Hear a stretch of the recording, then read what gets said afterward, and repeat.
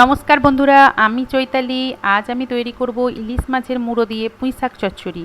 এর জন্য আমি পুঁই শাকটা ছোট ছোট করে কেটে নিয়েছি কুমড়ো, নিয়েছি মূলো, বেগুন, আলু, ঝিঙে, রাঙালু, কচু আর নিয়েছি বড়ি। সব আনাজগুলো আমি ছোট ছোট করে টুকরো করে নিয়েছি মাছের মুড়ো আর নিয়েছি সর্ষে, পোস্ত, সরু করে পেঁয়াজ কুচিয়ে নিয়েছি রসুন, নিয়েছি গোটা ধনে, গোটা জিরে, পরিমাণ মতো নুন, হলুদ, লঙ্কার গুঁড়ো, চিনি একটু, ফোড়নের জন্য তেজপাতা, শুকনো লঙ্কা, 5 ফোড়ন।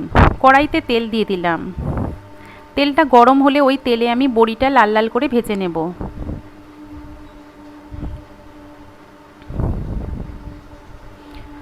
ওই তেলটাতেই আমি মাছের মুড়োগুলো ভেজে রাখলাম। এবার আমি সর্ষে, পোস্ত, গোটা ধনে, গোটা জিরে একসাথে একটা মিহি পেস্ট করে নিচ্ছি।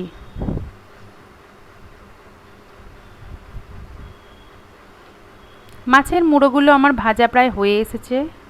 এবার আমি ওই তেলটাতে ফোড়নের জন্য রাখা তেজপাতা, শুকনো লঙ্কা আর 5 ফোড়নটা দিয়ে দিলাম।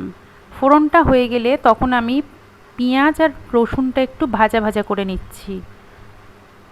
পেঁয়াজটা লাল লাল হয়ে যাওয়ার পর আমি সব কুচিয়ে রাখা আনাজগুলো ওই তেলেতে নাড়াচাড়া করে নেব।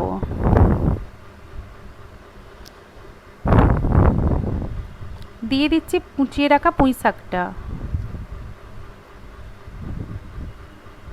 সবগুলো বেশ একসাথে ভালোভাবে নাড়াচাড়া করব। দিয়ে দিচ্ছি আমি নুন, হলুদ, লঙ্কার গুঁড়ো, অল্প একটু চিনি। বেশ সব সবজিগুলো, শাকগুলো ভাজা ভাজা হয়ে গেলে তখন আমি বেটে রাখা মশলাটা দিয়ে দিলাম। দিয়ে দিচ্ছি বড়িটা। বেশ কিছুক্ষণ আমি চাপা দিয়ে সিদ্ধ করছি। সব আনাজ শাক সেদ্ধ হয়ে এলে তখন আমি ভেজে রাখা মুড়োটা দিয়ে দিলাম। তৈরি হয়ে গেছে আমার পুঁই শাক চচ্চড়ি।